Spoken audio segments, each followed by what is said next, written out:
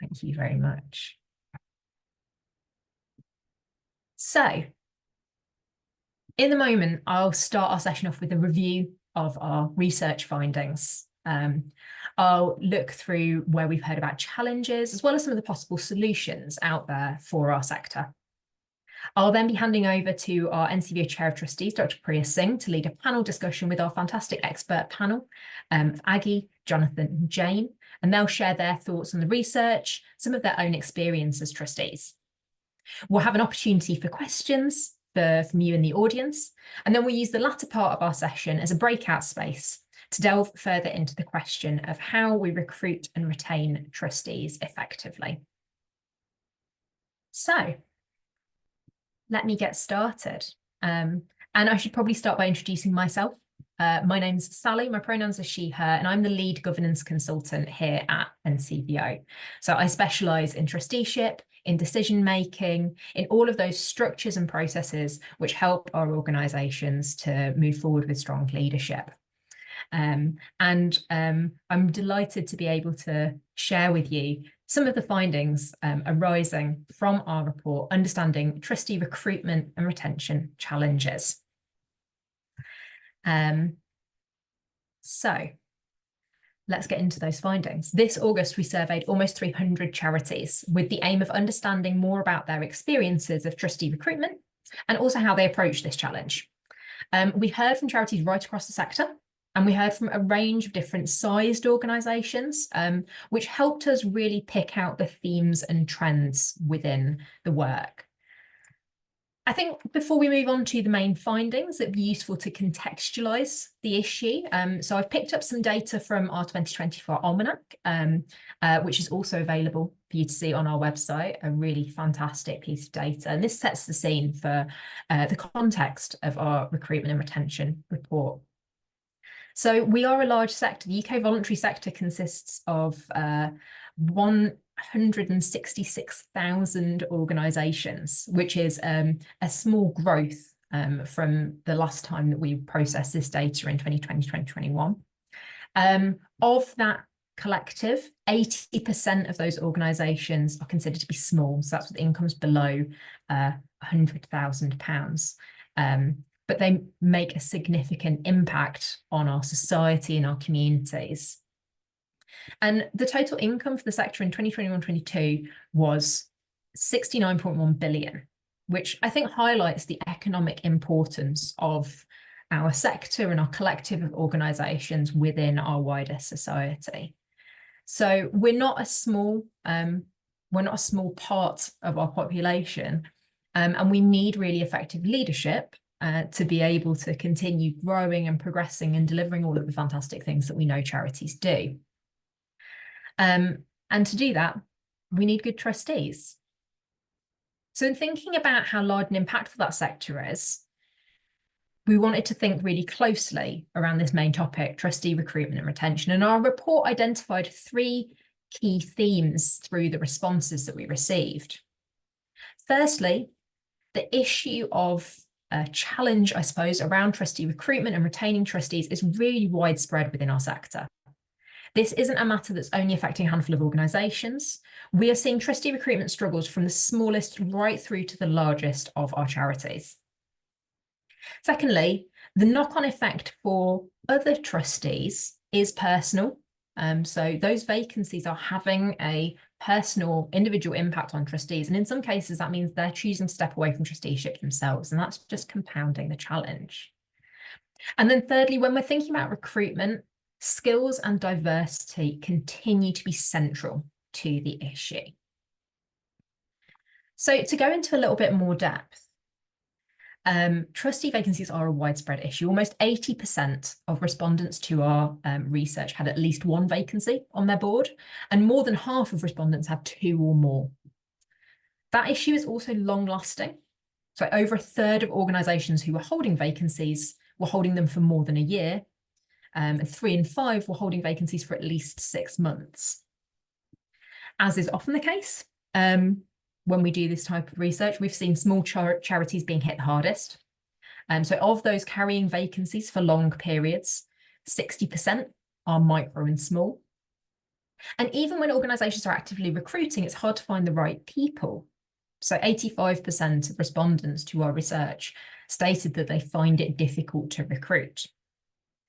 And of course, the issue is a vicious cycle too. A huge 10% of respondents in our research shared they had 4 or more vacancies. And for those organisations, it's going to be very difficult to reduce those gaps, because as they recruit to fill some of those gaps, they're likely to also see trustees cycle out of positions. So where we're getting vacancies at that high level of 4, 5 or more, it's going to be really difficult for that 10% of our respondents to reach a place where they have a fully populated board. So it really is a vicious cycle. As I mentioned, this issue means that those trustees who remain as leaders are having a tough time. Vacancies cause stress. This was the second highest response we saw when we asked about the impact of those vacancies. And ultimately, those vacancies hold trustees, hold organisations, hold boards back. So 60% of our respondents said that their organisation was unable to develop. A third said vacancies limited effective decision making. And we also heard about the impact on good governance practice, with respondents telling us that those structures and processes fell by the wayside when the board wasn't at full strength. Moving on to the question of skills and diversity, how we repopulate those boards. Our survey showed us that many boards feel they lack key skills. So in response to our questions, almost half, so 49% of our survey respondents felt that their board is missing marketing and communication skills. 2 in 5 say they're missing legal skills. 41% feel they're missing technology skills, and over a third, so 35%, reported a lack of financial expertise. And we do see a bit of a difference in terms of where the skill gaps exist for different levels of income. So the most common skill gaps for those large and major charities were reported to be technology and artificial intelligence. Whereas for micro charities, we heard more gaps around marketing communications and worryingly around governance and that good practice itself, 39% of micro charities reflecting a gap around governance. And we don't only care about skills. When we're thinking about how we repopulate our boards, we also care about diversity. We want trustees who have good skills, knowledge, background, and experience. We want to hit all of those bases. And boards are concerned by the continued challenge around diversity. They're concerned around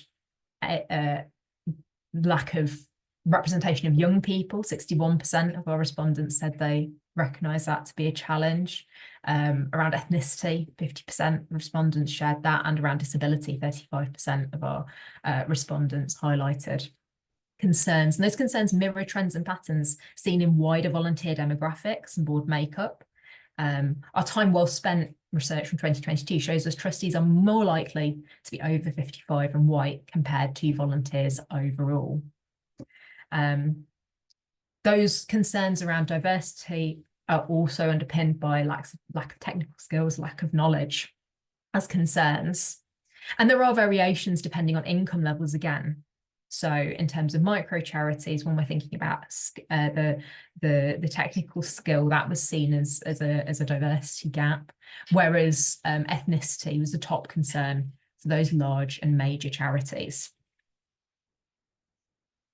So having gone through those 3 key themes, the fact that this issue really is widespread, that it's having an impact on existing trustees and causing stress, and the fact that we still have these concerns around the actual makeup of our board, what can we do about it?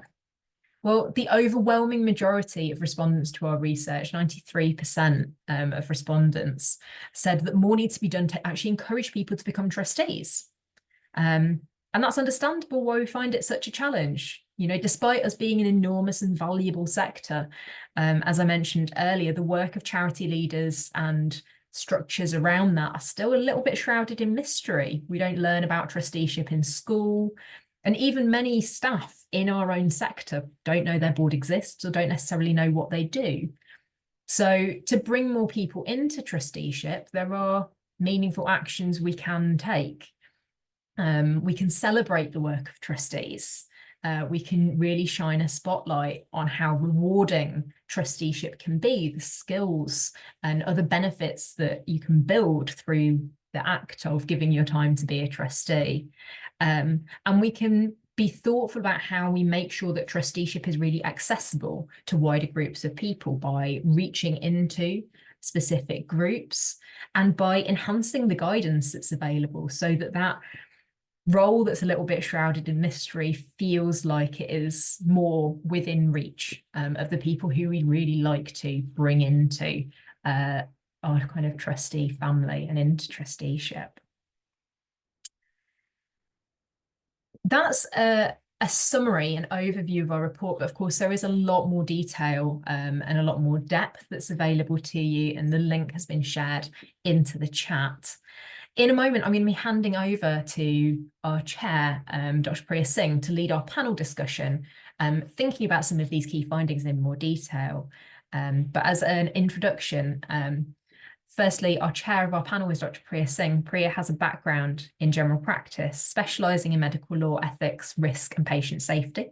She previously worked as an executive with leading international mutual membership indemnity organisation, and in this role she was responsible for professional services to nearly 300,000 doctors, dentists and other health professionals around the world. Priya is now executive director for the Society for Assistance of Medical Families, which is a mutual benevolent fund with charitable status, and a member of NCVO, of course. She's also chair of NHS Frimley Integrated Care Board and a trustee of Royal Trinity Hospice.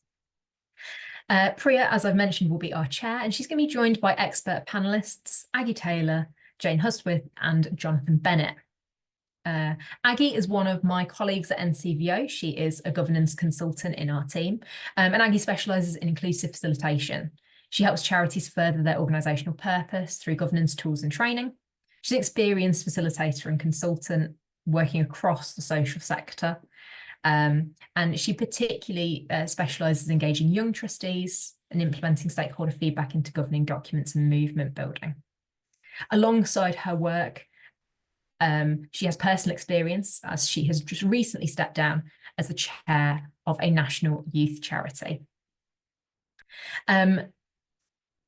Jonathan Bennett is the head of sales at IBABS and has been working with not-for-profits and charitable organisations to create secure and robust governance in board and committee meetings for a long time now.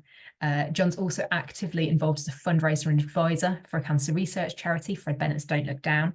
And prior to that, this role, John was involved in organising governance and partnership meetings for first-rate exchange services and has worked for 30 years in sales and corporate communications. And our final panellist, who I hope has been able to join us, is Jane Hustwith, who is trustee at the Association of Chairs. Jane would describe herself as a serial volunteer, being unretired, living in York, and her background is in communications. At director level, she led external affairs and comms teams in a trade union with the Church Urban Fund and in JFF. She understands voluntary sector infrastructure, both at regional and national level. She's been a trustee 3 times and a chair, and is currently on the board of the Association of Chairs. Like many of us here today, she gets excited about good governance, as well as the value of small charities. So a really fantastic panel. Excited to hear their thoughts on our research. So I'm going to hand over to you, Priya.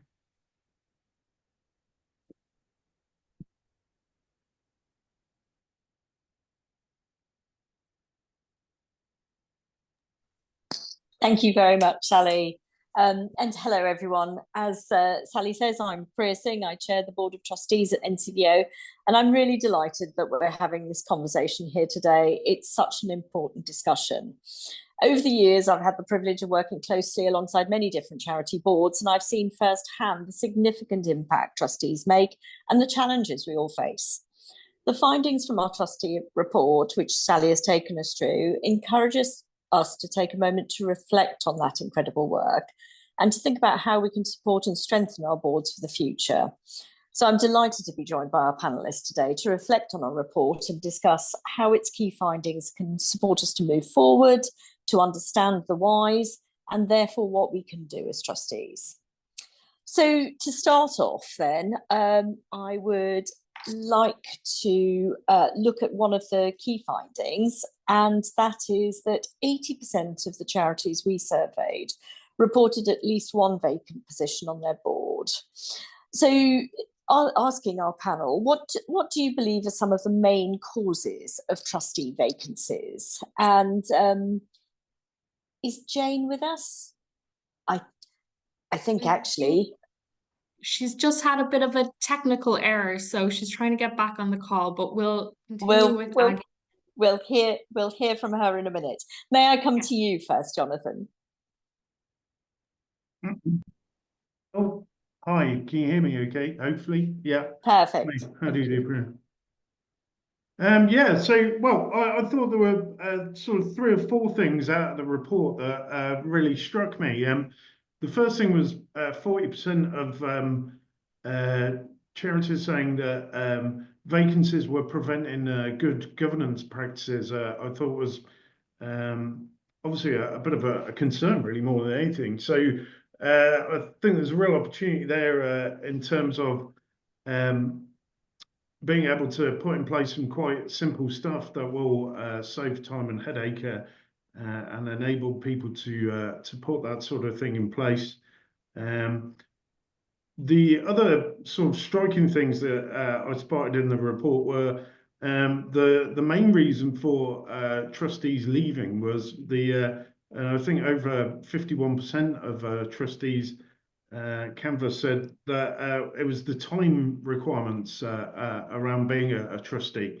And for me, that's less about the actual sort of physical time requirements that being a trustee involves, and it's just more about maybe how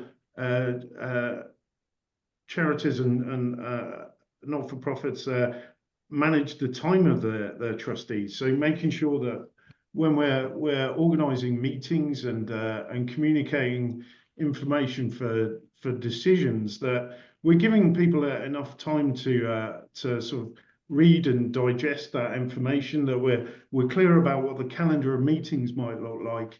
I think if you can do the work around planning time properly for your trustees, obviously a lot of trustees, being a trustee is not their main role in life. They will have maybe caring commitments outside of that. They'll have maybe jobs or other trusteeships that they're also involved with. So trying to spin all those plates can be a real challenge. And where you're sort of making short-term demands of people around, you must read these agendas papers a couple of days before a meeting, and you're giving them a 100-page report to wade through. It's actually not so much the actual time commitment of being a trustee, but the way in which that time commitment is being handled is maybe one of the opportunities for where we can become better, really, I guess. So the other, and I think a lot of that is just simple, good meeting etiquette. So making sure that people know how soon they're going to get the papers, understanding that the dates are communicated clearly in advance and that sort of thing. The other 2 things that came out of it for me were the lack of clarity on what a trustee is expected to do. And I think a lot of that is really around sort of the way trustees are inducted into organisations. So for me, a lot of that can actually be solved by maybe mentoring or support from other trustees to demystify what it is to be a trustee, and just recognising that for the first couple of months as a trustee, you might need to maybe buddy the new person up with one of the existing trustees, or even several, and help them, support them into the role. And then the other thing that sort of came out of it very strongly for me as the third main reason why trustees might leave an organisation was around frustration with the decision-making processes. I think that's really interesting, and it goes back to really when you're holding meetings or arriving at decisions, how is that arrived at? Making sure you've got the proper transparency around information, that's delivered in a timely way, and that people understand the ways in which decisions are going to be reached at. What is the organisational purpose? Who should be involved in those decisions? So those were the three real things that occurred to me were sort of standout messages from the report, Priya. Thank you very much, Jonathan. That's really helpful. So time commitment, the expectations for trustees, and then the frustrations around decision-making processes. That's really helpful. Jane, welcome. Thank you very much for being able to join. I know how difficult these things can be, so thank you. We were just looking at one of the first things that we'd found in the report, which was that 80% of charities surveyed reported at least one vacant position on the board. So Jonathan has just reflected on some of the main causes of trustee vacancies. I wonder if you have a reflection on that. Apologies for my late arrival. You see a woman under stress here, so I just try and breathe. I really wasn't listening, so I will probably repeat myself, or rather repeat Jonathan's comments. So I'm sorry about that. Not at all.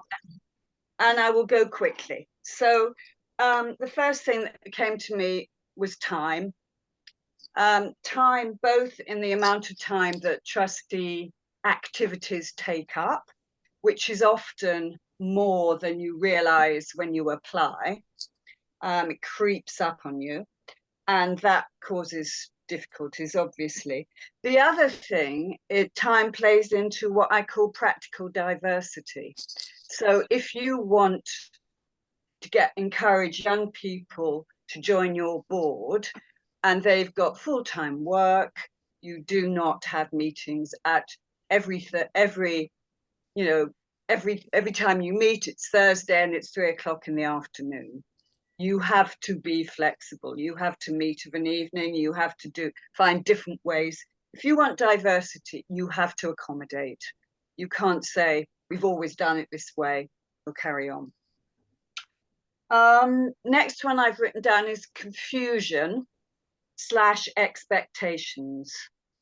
If you want to change the world, personally, frontline delivery staff, you don't become a trustee, because it's about running a business, it's about governance, it's about risk registers and blocked drains and messy staff problems. It's not about actually tackling directly yourself personally the issue that your organization is set up to do.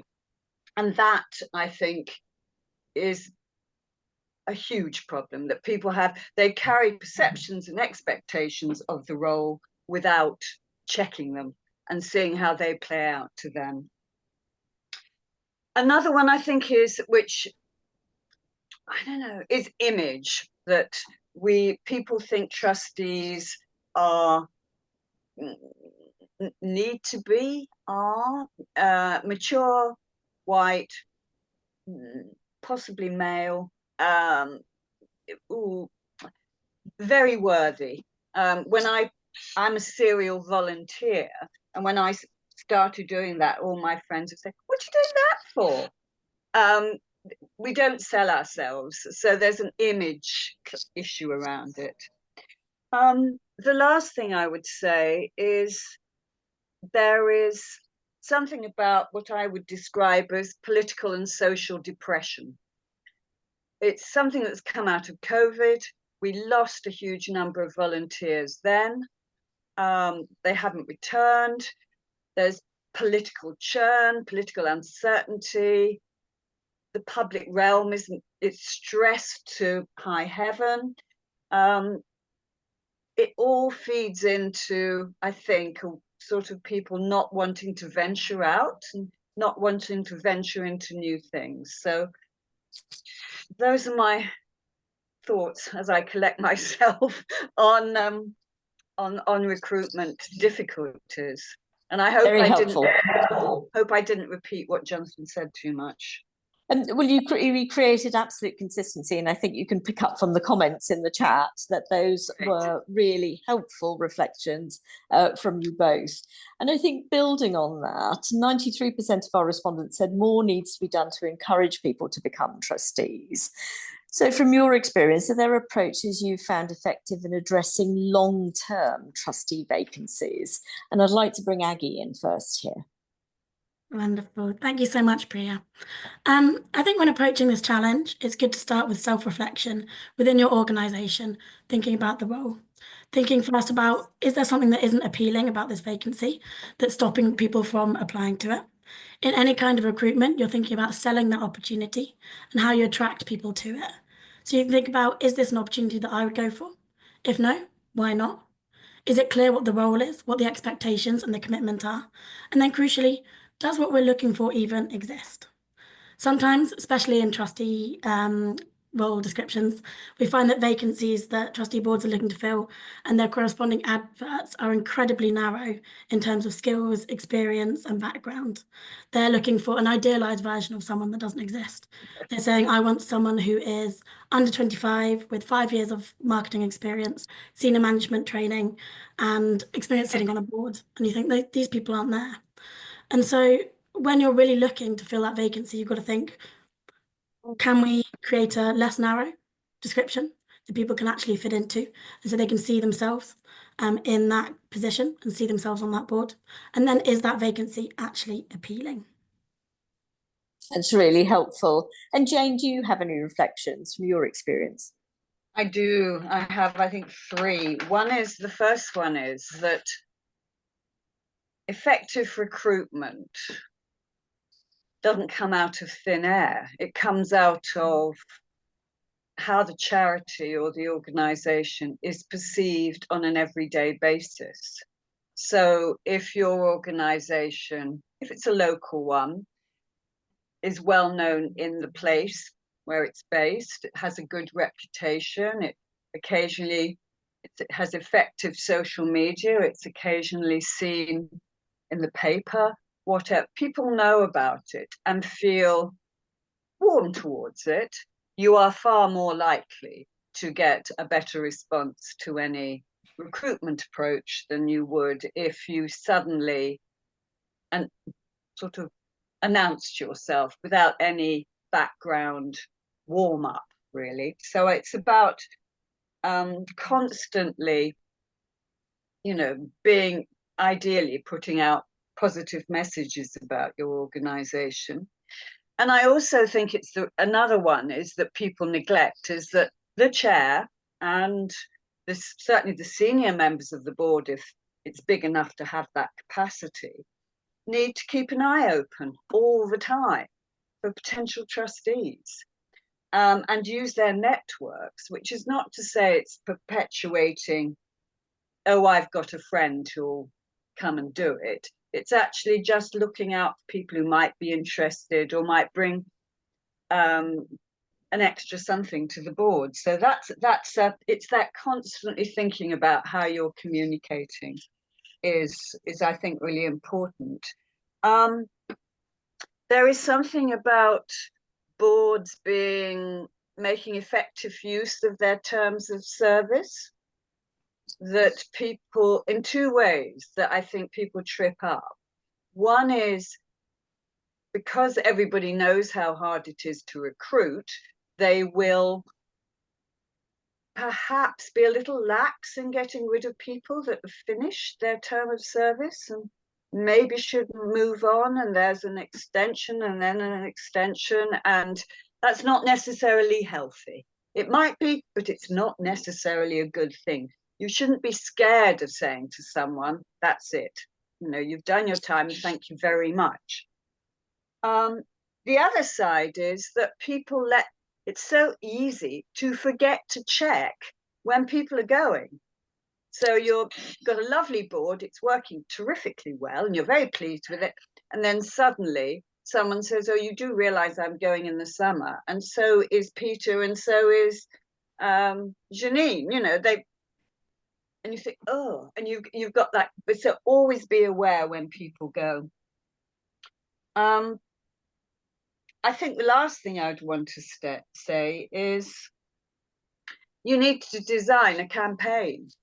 You need to be actually, like you would for recruitment of an employee, you actually need to be absolutely clear about what you want, where you might find it, and how you will sell the opportunity, and have, for heaven's sake, a clear, and I think people have said this already, a clear role description that's actually honest and straightforward and people can understand and doesn't have jargon. So that's marvelous. Thank you. And we saw that stress and anxiety was the second highest recorded impact of trustee vacancies. So then, looking at what steps organisations can take to better support current trustees to mitigate stress and anxiety caused by vacancies, can I come to you first, Jonathan, on that? So I think a lot of it can be around the sort of logistics of meetings, as we've sort of touched on earlier, Priya. That if the earlier you can get the details of the meeting out, so publish an annual calendar of meetings. If you're going to make changes to the dates of the meeting, make sure that's done as early as possible and communicated clearly and as soon as possible. That you're sharing only involving people where they need to be involved. So a lot of the time you might have a particular decision that doesn't need input from all of the trustees, as long as you have the relevant quorum or whatever. Then engage people with the expertise around it. You don't need to pull everyone into the meeting every time to arrive at a view on something. And obviously then there's some stuff around the way you organise the logistics of meetings, so making it easy and simple for your trustees to be able to get access to the papers or documents with plenty of notice and plenty of time in which to address and digest the information under deliberation.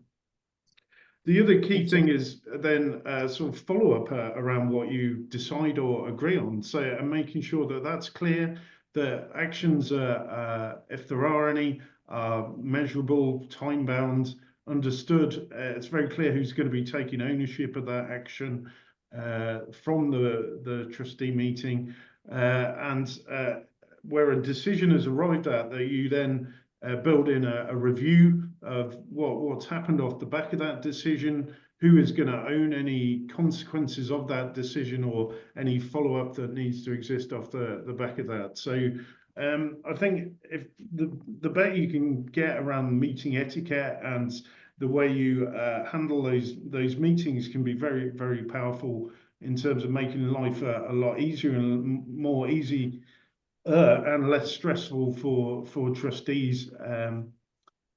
So those are my thoughts, I guess, Priya. Thank you very much. And Aggie, would you like to add to that?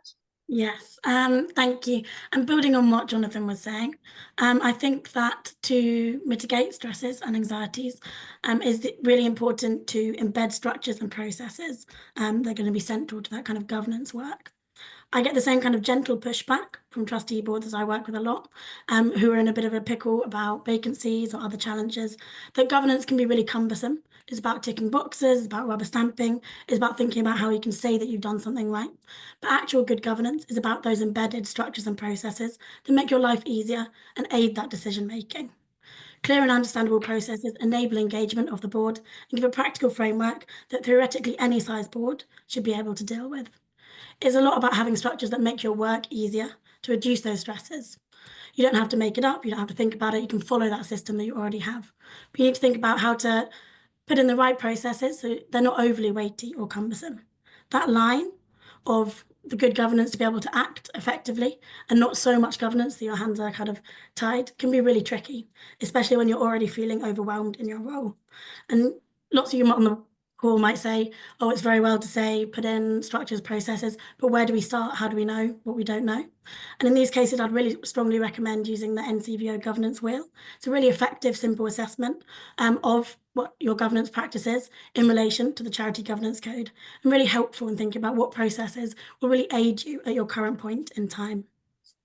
That's really helpful, and I can see that we're picking up a number of the questions that are coming in the Q&A and also in the chat. So the next thing really to talk about is we found several common skills gaps across various fields. What approaches can be taken to address the skills gaps caused by trustee vacancies? And I'd like to start with you, Aggie, please. Yes. So I think the first step is identifying what are the real gaps on the board in required skills, and then what are potential perceived gaps. So we saw in the report that small and large charities, lots of them are reporting missing marketing and communication skills and legal skills. But before these organisations want to jump in and write up a really great advert for trustees with legal expertise and experience, it's worth reflecting, is that actually a need in your organisation? Lots of charities can either buy legal support, they need it, or access it pro bono. And much more important and less accessible for many boards is the lived experience of your beneficiaries and volunteers. And it's those kind of skills gaps where you can't Google and access it that you really want to be thinking about how you address it. To find out what those skills are that you need and which ones you have, and what skills you might be looking for, you can do a skills audit. And NCVO members can access a really accessible template process and that you can use to identify what skills are on the board, which are in the executive team if you do it as a wider exercise. And then with that knowledge, you can think about, what do we actually need? Do we want to recruit for specific skills? Could we engage in training for our board or for a few members of our board? And then what are the skills that we don't have, but we don't actually want to bring onto the board? We want to just look at how we engage experts if and when that's actually needed. That's really helpful. And Jane, I can see that that's resonating with you too. Yeah, absolutely. The one about what's the problem you're trying to fix? Does it need a board member? Does it need help from outside for that particular instance? The other thing I would add about the skills gap is it's actually skills, knowledge, and experience. So it's helpful to bear those things in mind, and it's also helpful to think that you are recruiting a team of individuals and volunteers. So sometimes people bring things to the board which are good for the team and good for the way it works together with the chairs. So there might be someone who is very well connected in the world of that charity and is known to be by everyone a thoroughly good egg, a pleasant, easygoing, but smart person. They may not be directly tied to your, I think it was Aggie talking about the narrow role description, but they would bring a presence, an experience, a sort of, something good to the board, to the mix. So it's worth thinking about people. I mean, I think what I haven't heard so far today, when I did start listening, is about trustees are volunteers, and they are all individuals. So everybody has their vulnerabilities and their enthusiasms, and I think it really, a lot of the issues we have as trustees is if people get to know each other, and if particularly the chair can put the time in getting to know their board, it pays off enormously. So I think experience really matters, and particularly if you're trying to create a more diverse board. And that's really helpful. And just bringing us together then and concluding, reflecting on what we've all heard today, what advice would you give to current trustees to help them navigate the challenges and maximise the impact of their roles? And I'd really like us all to have that opportunity to contribute. So Jonathan first, please.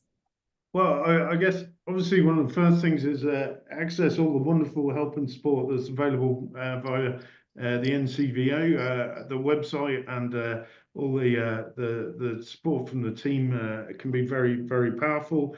use your networks. So one of the things we found very helpful with the charity I'm involved with was the help of other people in the micro space, maybe in different parts of the world or whatever, who have gone through similar experiences, similar challenges. How do you get around this? How do we market this better? How do we make this event get more traction? That sort of thing. A lot of other people in the sector are going to be going through similar challenges, and if you can find a friendly ear in through social media or one of those sorts of things, that can also be very, very powerful, really. And then the last piece is really just look at you know, if you're trying to drive or address skills gaps on the team, just sort of think about how can you sort of maybe get into those networks. How do you sort of, if you're trying to get younger trustees, try and go where the younger your sort of target persona might be socially and that sort of thing, just so you can try and inhabit that space and get an understanding of their world and what might make becoming a trustee a compelling thing. Thank you, Jonathan. And final reflections from you, Jane? I think one of the things that people trip over when thinking about trustees, whether it's recruitment or retention, is the relationship and the role of the chair and the chief executive, should you be lucky enough to have both, in the management and support and selection of trustees. I think you need to be very clear about what you're trying to achieve, who does what, and where you both fit in and can add the most, bring the most to the party. I think Jonathan was very clear about meetings and making meetings work well. I think meetings should be something that people look forward to and not think, oh, blimey, not again. And I haven't read the papers and, oh, that person bangs on again. Meetings should be effective, as Jonathan talked about, but they also ideally will be fun and involve food. That always helps enormously, and especially if it's homemade biscuits or something. But that, you know, people are individuals, and especially if you have meetings at the end of the day, the blood sugar level is around your knees, you know, it's hopeless. I think the other thing that picks up on the stress and anxiety question is about treating trustees as individuals and also as grown-ups. So make sure they have a really strong induction. Make sure what you expect, they know what you expect of them. Make sure if you say you're going to appraise them, you do. Make sure all those, it's part of the, it's not governance as such, but it's about hygiene really on the board. So doing the sort of thing you would do for your staff, do a different version of it for your board, because then they you know, they feel they're taken not care of, but that you are, and always appreciate them, always thank them, always celebrate where possible. Very wise words. And finally, from Maggie. Thank you. I think it can be really overwhelming being a trustee. It's a voluntary role with a lot of responsibility. And so my advice would be that there is so much help out there. Everyone wants charities to succeed. People want trustees to succeed. From templates and resources on the NCVO website to the Charity Commission guides to initiatives like Trustees Week, I'd really encourage people to get involved. If you're here, maybe you already know about this kind of support. So within that, I'd really recommend that you ensure you have a clearly defined organisational strategy.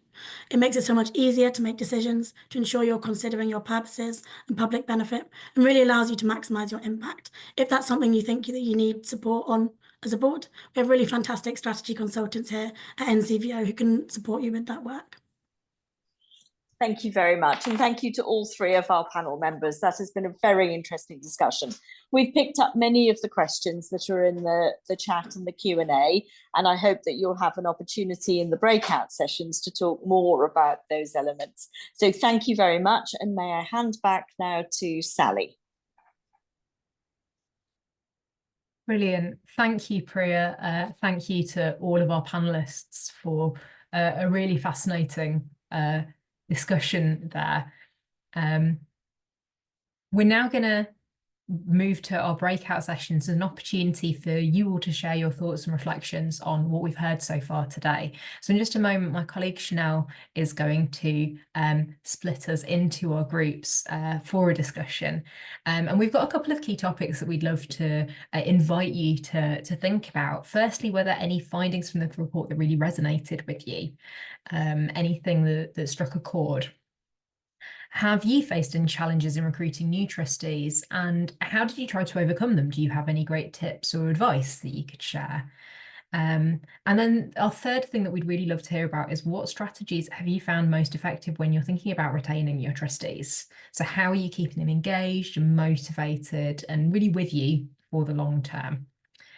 Each breakout group will have a facilitator who will help keep things on track, and we'll take a few anonymised notes of the discussion. And depending on our timings, as we come back out of those, we might hear some highlights from different groups. So I will pass over to Chanel now to do the technical bit and split us into our groups for a conversation.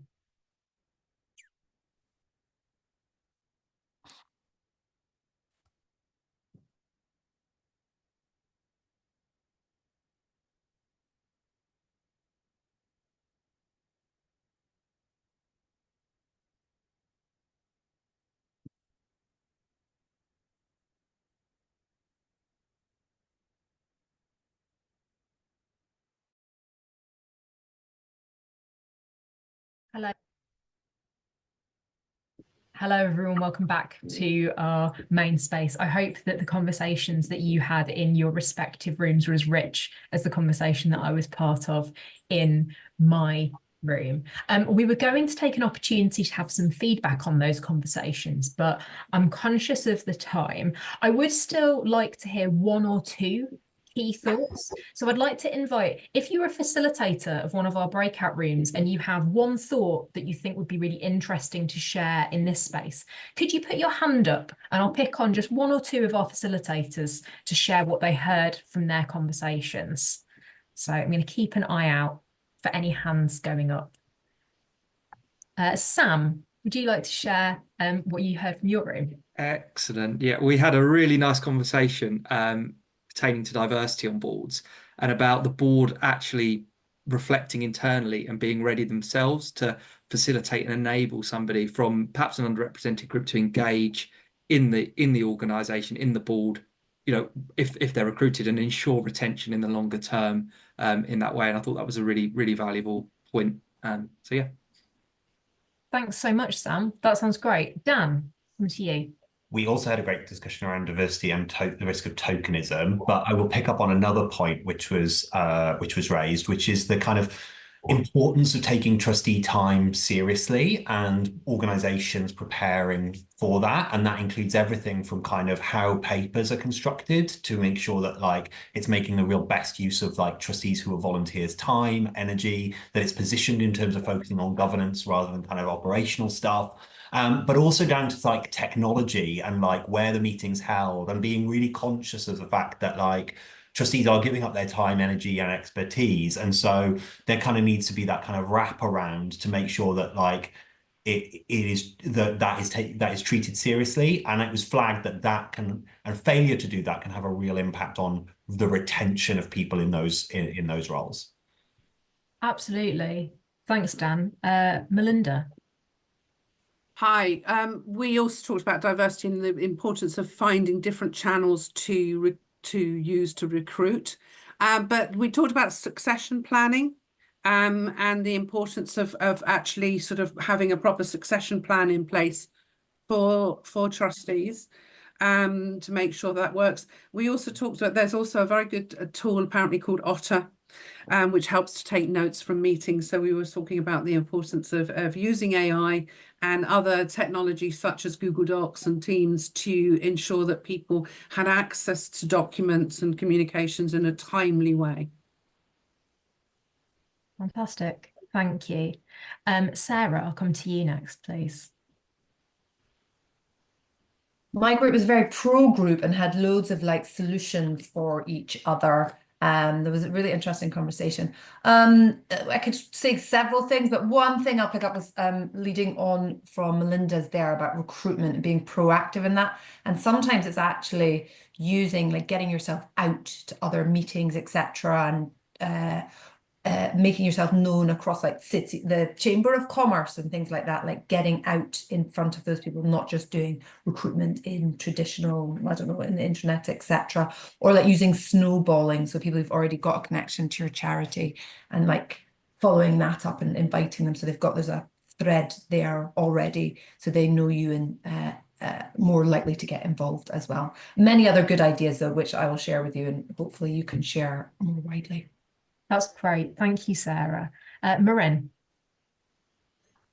Yes, as with everyone else, we also had a very interesting discussion in my group. And one point that came at the very end is a bit of a call to action for all of us, and also us in NCBO, was around trustee motivations.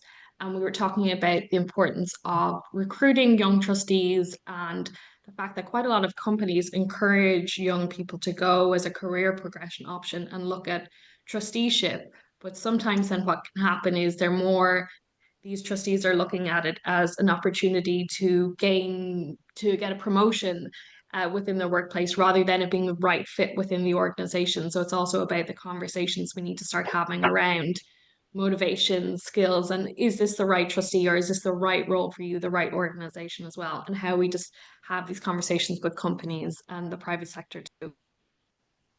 Fantastic. I think that's a really interesting point and something that, you know, as a sector we can really work on. Cindy. We similarly had really good conversations, similar sort of themes emerging that what has already been covered. So I won't go to those, but I suppose one additional thing that we talked about is related to that diversity of the board and I suppose skills and motivations as well. So there are a couple of examples where the organizations have kind of diversitized the skill set and the voices of the trustee board by having, in one example, a youth advisory board. It was a youth charity, so it was felt that due to the young people's situation where they are at that time, it wasn't appropriate to become a trustee. But however, there is a youth advisory board that can kind of feed in to the trustee board, and there is that kind of link there with enriching the diversity of the views and kind of conversations as a trustee board. And in another example, there was a member committee that's been set up by the organisation, and there was a representative that comes to the board as the rep of that member committee to again ensure that or kind of enrich the conversations, and then also kind of ensure that that purpose is part of the conversation as well. Because one thing that was noted is that often trustees, when they come from outside of the voluntary sector, they might have a good expertise in, say, finances or legal issues, but perhaps less knowledge around the services and support that the charities offer. So that was kind of the two-way process that have been developed by a couple of the organisations. That's great. Thank you, Sunny. Emma. Thank you, Sally. We had a really good conversation in my group around how the importance of informality as well. So obviously being a trustee is can be quite a formal role in terms of board meetings and things like that, but actually both in recruitment and retention of trustees, thinking about the value of, you know, an informal phone call and talking to that person about the role and what it involves and getting to know them before even perhaps they go through that process to kind of help them to understand the role and what it involves, and demystify it and make it not seem quite so scary, perhaps. And also then with retention, you know, one of the people in my group mentioned that they have found a really useful way of retaining people is to have an hour Zoom call once a month where trustees can just get together and have a chat, and it not be in a formal kind of board meeting situation, so that they can kind of get to know each other and just chat about kind of different things. So that was a good point from my group. Thank you. Thanks, Emma. I think I heard something really similar in my group about the intention that needs to go behind building those relationships. Really important as part of the process. So we've got Michelle, and then I'll have Lee to finish us off. So Michelle. Yeah, I think one of the key discussions we had in our group that maybe hasn't been mentioned at the moment is whether we should consider paying trustees, or whether we should consider raising the expense level, especially if we're reaching out to communities where we're looking for a more diverse mixture. So I thought that was like a really interesting point to maybe consider. Absolutely. Thanks, Michelle. And that's a hot topic that I wouldn't dare to get into with 5 minutes left, but something that we probably should come back to at some point in the future. Lee, let's finish off with a summary from you, please.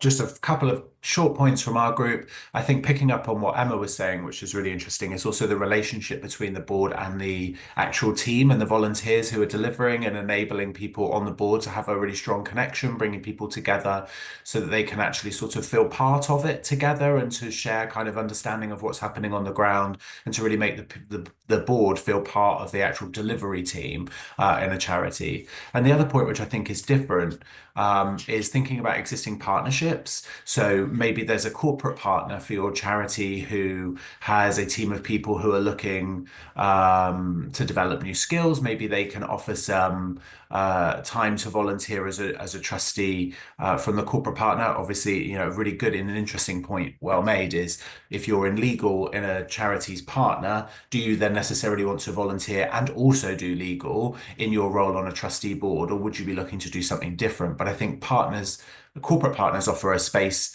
for lots of people who obviously are already directly related to that charity who might want to volunteer their time.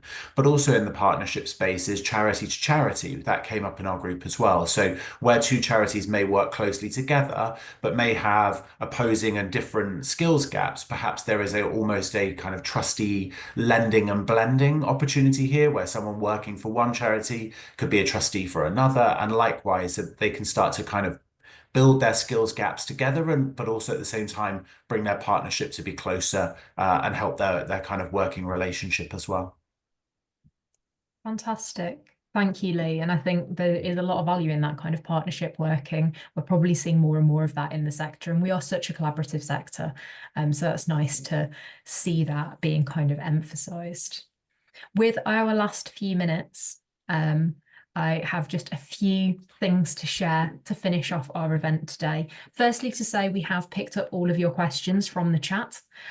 We'll look to answer those in our team and then get some feedback on those out to you as part of the wrap-up materials from our session today. I've just reshared my screen to highlight that it is not too late to register for a couple more free events. We have during Trustees Week and beyond, where you can learn more about governance, how to make it more accessible, as well as how to manage trustee disputes, opportunities to learn and network alongside other members, trustees and governance professionals. Of course, there is plenty of help and guidance on the NCBO website for trustees and those tasked with supporting governance. Some bits here are free and available to all. Other resources are behind our membership paywall. And for any questions you can't find the answer to online, get in touch with our inquiries team. We also have a free helpline for small charities. We really are here to help you deliver the best that you can for your organisations and deliver good governance. In our final couple of minutes together, any second now, a snap poll will appear on your screen just to get your initial feedback on how you found the event today. If you have time, we'll also have a short survey, which will appear in your browser as you leave the Zoom call. But it would be great to hear immediately from you. So I can see that that has now popped up for people. And we really value this feedback. It's a great way for us to get more information on what you like from us, what you don't like, and where we can make improvements. As you're completing that poll, a final little encouragement, please do join us if you're not yet a member of NCVO. We would love to have you as part of our community. We have over 17,000 member organisations, everyone from the biggest household names right through to small community groups, and our members are really at the heart of what we do. We exist to make your lives a little bit easier so that you can focus on the things that really matter, delivering for your cause, for your purpose in your communities and creating impact. So if you would like to know more about NCVO membership, you can go to www.ncvo.org.uk/join, or you can email our membership team, and all of those details will be in the follow-up materials for our session. So I hope the last 90 minutes has been useful and has given you some things you want to do and conversations you'd like to have. A huge thanks to our panelists, Aggie, Jane and Jonathan, and our chair, Priya, for offering us such thought-provoking reflections and, of course, answering your questions. Big thank you as well to our Trustees Week sponsors, IBABS and Trustees Unlimited, who made this vital research possible and who made this session possible. And most of all, thank you to you for joining this morning's event. Please do enjoy the rest of Trustees Week. And until next time, take care.